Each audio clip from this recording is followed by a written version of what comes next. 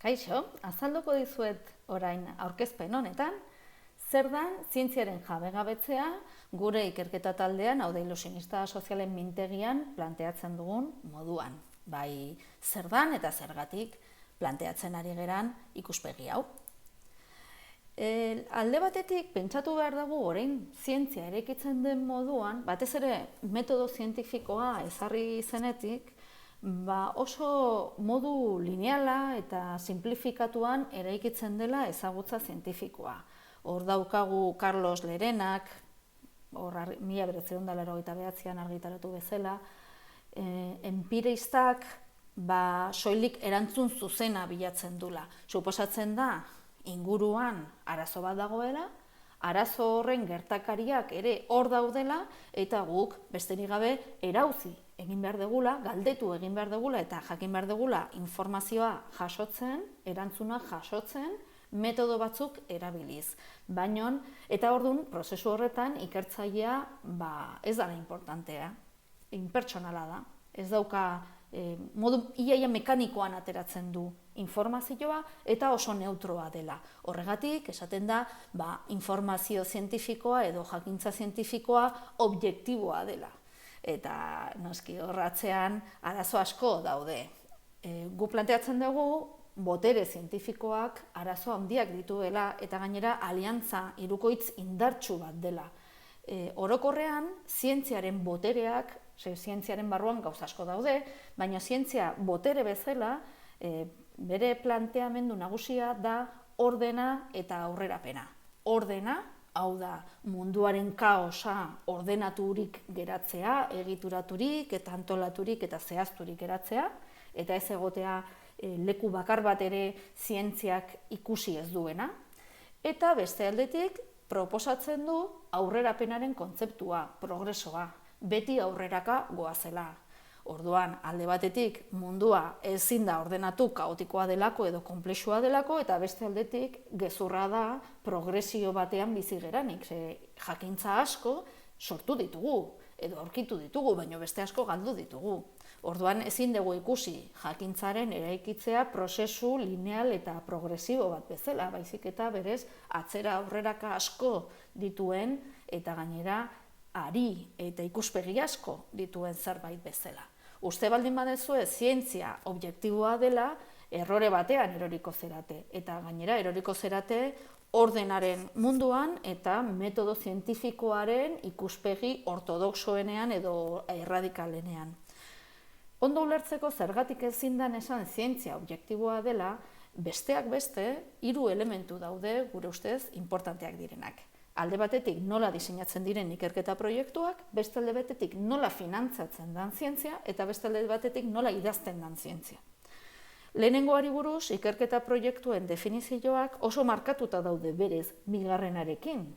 Hau da, segun eta zeinek finantzatzen dizun ikerketa, modu batera edo bestera prestatuko duzu proiektua eta antolatuko duzu proiektua. Eta hor daukagu arazo larri importante bat. Adibidez, nire ikerketa proiektua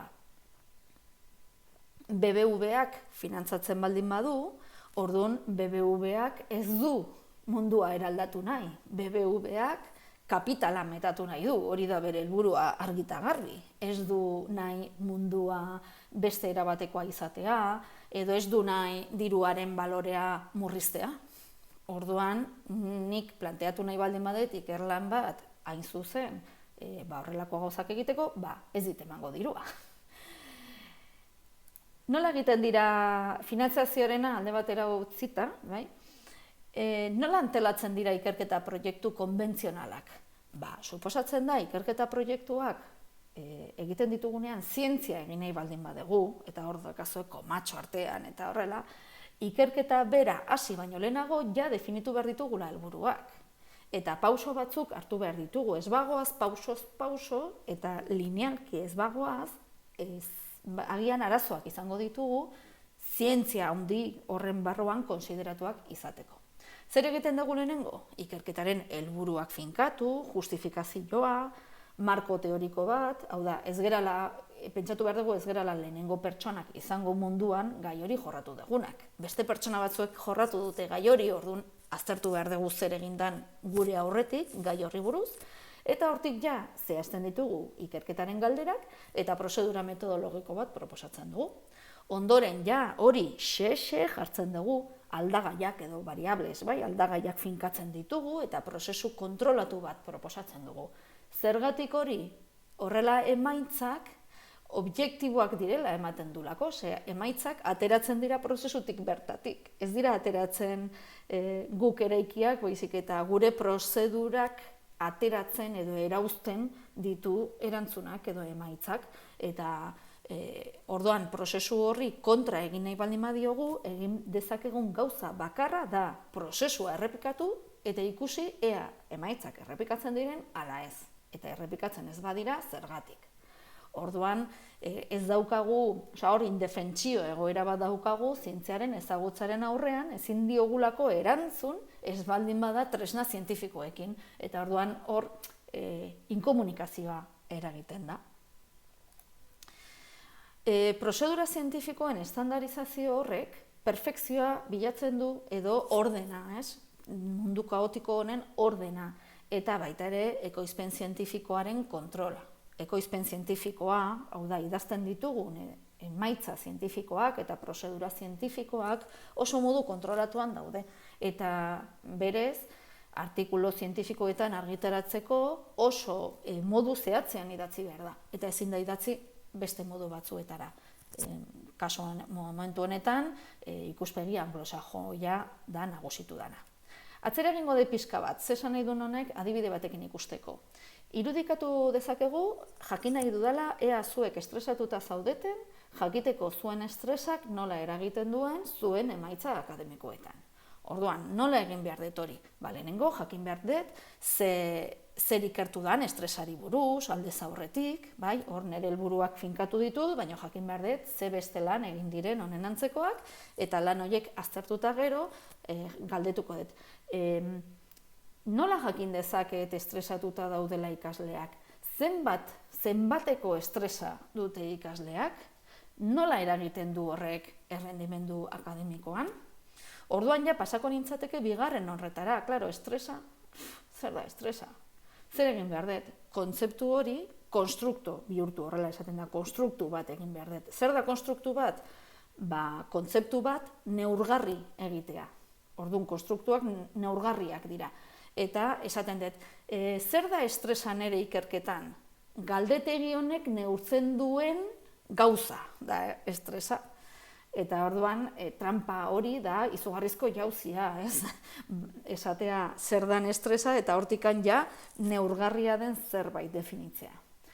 Neurgarria den estresa neurtzeko objektu bat daukadanean ja aldagaiak definituta ditu dalako eta behar bada ja existitzen delako galdetegi bat hori baloratzeko, orduan nik egin behar dudana da galdetegi hori zuengan aplikatu eta jakiteko zuek ze zenbaki daukazuen estresean, zenbaki altu bat edo zenbaki baxu bat, eta horrela nik jakin dezaket objektiboki ea estresatuta zaudeten ara ez. Ze arazo ditu horrek? Hasteko, nik erabakitzen dut zer galdetu zuei.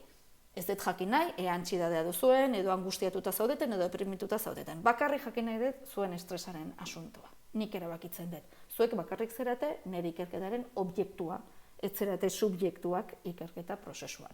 Bigarrena, erabakitzen dut nola operatibizatu estresaren kontzeptua. Eta orduan hor ja, ari naiz berriro, nik erabakiak hartzen. Erabakiak hartzen baditut, ezin da esan objektiboa denik. Nik erabakitzen dut, tresna bat erabili edo beste bat, edo modu bat, metodo bat erabili edo beste bat, zuen estresa baloratzeko. Hirugarren arazoa da, ateratzen dituzuen estres notak, ezin dituzuela debatitu. Ezin dezu esan, ez, ni bera baino estresatuago nago, ez zuri atera zaizu 5 bat. Ezin dezue debatitu, azterketen emaitzarekin bezala. Azken batean nik erabakitzen den nola eman itxura objektibo hori. Baina arazo larriena ez da hori, arazo larriena da ez degula hitz egin gure artean ea estresari buruz hitz egin behar dugun, ala beste gauza batei buruz. Eta beste arazo bada ez degula planteatzen, nik erabakitzen baldin badet neurtzea estresa errendimendu akademikoa baloratzeko, ez dut planteatzen agian zuen bizi baldintzak aldatu behar direla. Hau da, ni nago zuen gainean eta ni naiz ikerketaren subjektua eta zuek zerate bakarrik objektu batzuk eta nik zuen gandik aterako dut egia. Zuek ezin didazuelako esan egia. Zuek esan dezakezue oso estresatuta zaudetela, baino gezurra da, ez zaudetein estresatuta edo alderantziz. Hau da, kapaz naiz ezagutza zientifikoaren bitartez, zuei esateko zer sentitzen dezuen.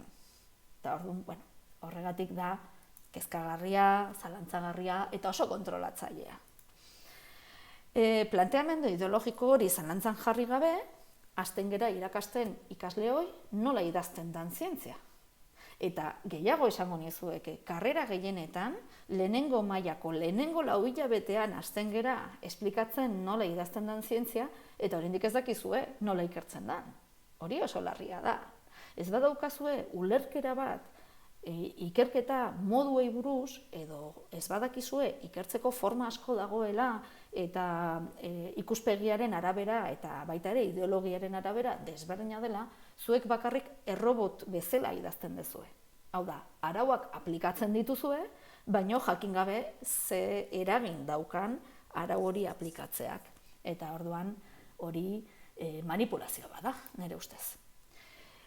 Bourdieu da unibertsitatearen analisi kritiko bat egin zuen soziologo importante bat munduan, eta berak esaten du testu akademiko zientifikoen idazkerak egia efektua sortzen duela. Hau da, idatzita dagoen bezala ematen du egia dela.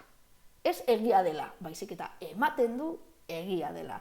Eta zuek ere horrela idazten ikasi behar dezue. Esaten dezuena egia baliz bezala. Eta horrek ze suposatzen du? Zuen ahotsa desagerrarazi egin behar dezuela. Dena modu objektiboan idatzi behar dezuela. Eta horrek azkenean eramaten gaitu kopia-pega amaigabeetara. Azken batean ez badezue ikertu, eta hori da problema, ikertu gabe ja idazten hasten zeratenean, ikerketarik egin gabe horrek esan nahi du ari zeratela idazten, zer esana eduki gabe. Eta orduan, egin dezakezuen gauza bakarra, kopia-pega bat da. Bigarren arazo potoloa eta egun hauetan bereziki nabaritzen ari gerana, da ezin degula desberdindu zer dan, ezin degula kritikoki irakurri zientzia. Eta orduan, norbaitek gu engainatu nahi baldin badu, besterik gabe itxura zientifikoa ematen dio.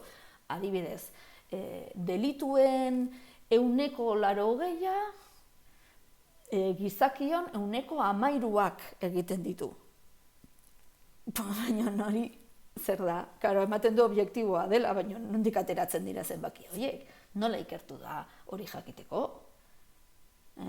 Bitu, ez gera kapaz izan, 6 hilabeteetan erabakitzeko nola zenbatu COVID heriotzak, eta behitu ematen du objektiboa dela. Eta alere ez gera kapaz izan adosteko zientifikoki zeri deituko diogun, zientifikoki eta politikoki, zeri deituko diogun COVID-agatiko heriotza, pentsazazue zeri deituko diogun delitua. Delitua zer da? Epaitegi batetik pasadana? Zenbat delitu ez da pasatzen epaiketa batetik? Ja, epaiketa batetik pasadirena aurrean ja egon da segregazio bat. Zezu, pertsona txuri, dotore eta aberatsa baldin bazera oso zaila da zu atxilotzea. Eta aldiz, beltza baldin bazera eta pobrea baldin bazera etengabe dago udaltzaingoa zu atxilotzen edo miatzen eta barrez. Orduan kontuz, egia ematen duena, argi eta garbi egia ematen duen informazioa, kuestionatu behar dugu, zalantzan jarri behar dugu. Ez zientziaren kontra gaudelako, baizik eta zientifikoa geralako, eta gainera jakinduria eduki nahi dugulako. Horregatik guk proposatzen dugu zientziaren jabegabetzea deitu dugun hori. Zientziaren amarruen aurrean, zientziaren boterea. Ez da zientzia bukatzea, edo zientziari garrantzirik ez ematea, baizik eta zientziaren botere hori murriztea. Eta beste ezagutza batzuk balioestea. Orduan, bai ezagutzak eta bai pertsonak.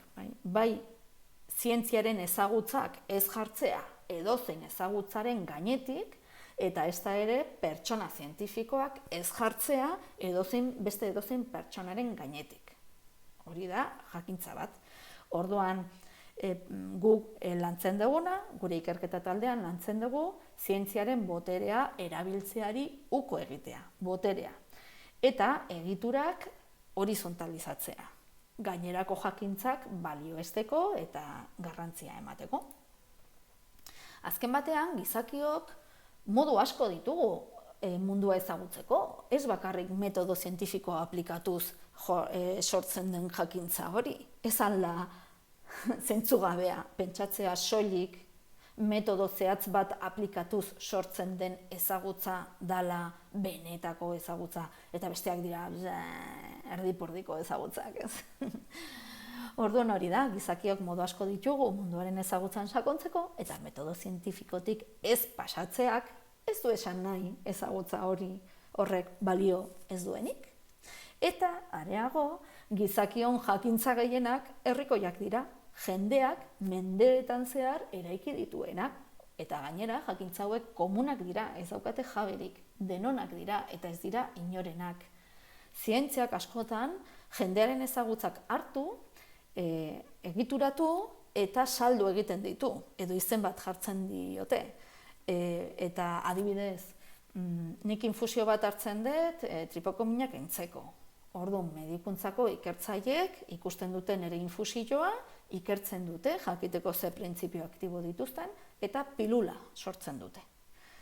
Pilula ondo dago, ez du esan nahi infusioa edo pilula, batzuetan infusioa hobea da, segun zer dan, agian baino pilulak dosia kontrolatzen du. Pilulak dosia kontrolatzen du, baina ez nahi ezagutzen. Baina, demagun bi formatu ditugula, infusioa edo pilula. Zergatik esaten du pilulegileak nire infusioak ez dula balio? Kontxo, nire infusiotik atera dezu pilula.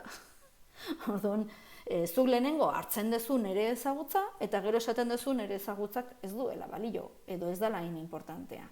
Orduan, kontuz, horrelako gauzekin, zientziaren ezagutza baliagarria da eta interesgarria da, baina beste ezagutza interesgarria asko dago, eta guk joan behar dugu eraikitzen ezagutza hori, eta ez egon itxoiten norbaitek esan arte, ea ezagutza ona ala txarra den.